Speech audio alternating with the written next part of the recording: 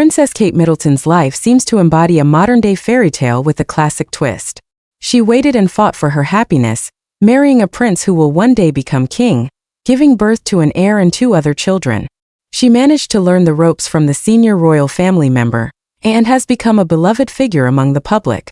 With her dazzling and sweet smile, impeccable royal style, and the neatness of middle-class sensibility, she appears to have almost the perfect family.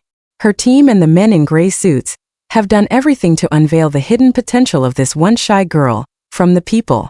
Yet, behind the shining facade and the seemingly light responsibilities, a complex reality hides one that is rarely spoken about openly. An intriguing exclusive piece about the Princess of Wales and her plans behind the facade has been published by the American magazine People. Kate ends this year by participating in her project at the touching Christmas service and looks to the future, settling into a new reality.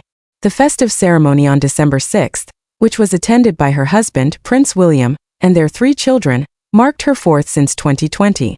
However, this year's event at Westminster Abbey was particularly emotional. It was her first public appearance after finishing chemotherapy in September, following a grueling year filled with health battles, the publication writes.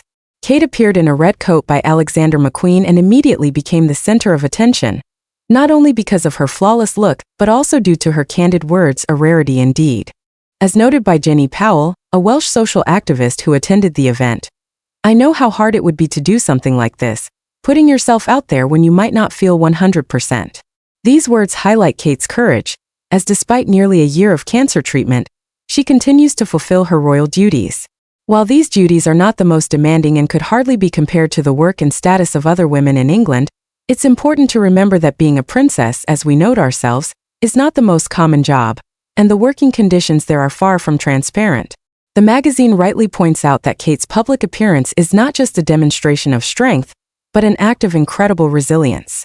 At 42, Kate, holding hands with her children, walked before the eyes of 1,600 guests, maintaining her usual composure. Yet, behind her flawless hairstyle and elegant outfit lie deep emotional struggles. According to British pop star Paloma Faith, who was also present at the concert, Kate confessed, "I didn't know this year would be like mine." This phrase, spoken in a rare moment of sincerity, reveals the immense challenges the princess has faced. Let's be honest, if Kate truly battled cancer, cancer treatment is not only about physical suffering, but also emotional strain, stress, and a complete shift in life priorities. And here, the fairy tale coin turns to reveal another side. While fighting her illness, Kate is simultaneously preparing for an enormous responsibility, the role of the new queen. The death of Queen Elizabeth II in September 2022 brought this moment closer for Kate, even though the queen lived a very long life spending all that time on the throne. The magazine claims that after the queen's death, William and Kate found themselves on the brink of becoming king and queen. The situation became even more complicated in February when Prince William's father, King Charles III, announced his diagnosis and treatment for an undisclosed form of cancer. This added even more pressure on the family, already under immense strain, but also heightened the relevance of the Wales couple. The recent illness of 77-year-old Camilla, the current queen, which required her to cancel several engagements due to pneumonia, once again highlighted the fragility and vulnerability of the royal family. "It's been a hellish 2 years for them," says Tom Parker Bowles, the son of the queen consort. "The older you get, the more you realize your mortality, especially when it comes to illnesses and other challenges." Royal biographer Sally Bedell Smith adds, "While the king carries out his duties with his usual determination, he had to come to terms with the limitations during his cancer treatment. As a result, William took on more responsibilities, and he and Kate began preparing for their future roles earlier than expected. Before the storm, there is always calm. They are preparing for the most important work of their lives, and of course Kate's health comes first.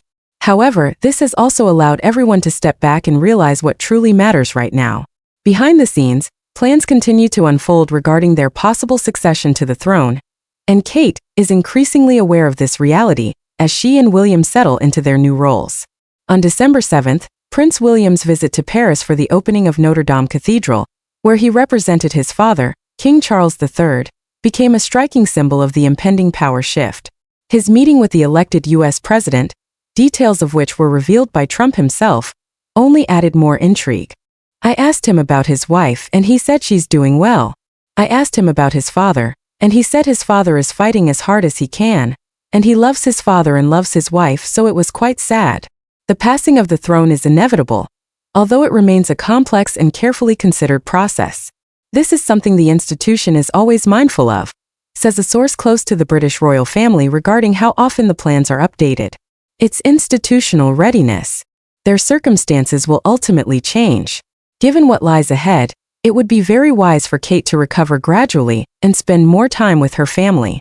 We might conclude that while the plans for the line of succession rarely change in essence, the ceremony of power transfer is continually updated and adjusted.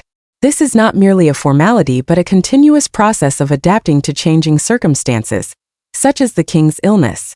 But there is an important point. The phrase institutional readiness perfectly reflects the behind-the-scenes workings of a well-oiled mechanism, in which Kate Middleton is no longer just a small cog but not yet the central element of the process. The source also hints at the need for a gradual transition to new roles for the Prince and Princess of Wales. The diplomatic phrasing about recovering gradually and spending more time with the family speaks to the complex situation Kate finds herself in. She has the desire and reportedly, her husband's expectation to balance state duties with family affairs, all while fulfilling her responsibilities as the mother of 3 children. The magazine claims that the Prince and Princess of Wales and their children are set to spend Christmas at Sandringham with King Charles. There, they will take part in royal festivities and hopefully join the traditional walk to and from church. If this happens, it would, in our opinion, further demonstrate the Wales family's readiness to embrace the established traditions of the monarchy. However, Kate Middleton's path to becoming the new queen consort will not be an easy one. Apparently, when she does appear in public, she will likely be alongside William, joining events he was already scheduled to attend, as well as key royal occasions. They can't raise people's expectations by scheduling numerous engagements only for the princess to face disappointment, feel unwell and cancel everything, says former Queen Elizabeth Press Secretary Ailsa Anderson to People. The strategy of an unexpected visit gives her flexibility. She doesn't need to feel obligated to attend. Robert Hardman adds, "We're advised not to look at this as a chapter that's ended and everything has returned to normal, because cancer doesn't work that way. Details remain under wraps, but there's no point in trying to hide the fact that it is an unpredictable illness." Friends and sources say that what Kate has gone through has changed her approach to both family matters and royal duties. Life-threatening illnesses force you to reassess your priorities. She and William have always made it clear that family is the most important thing, says a source close to the royal family. She will return to more public duties when she is ready, and when her doctors give their approval.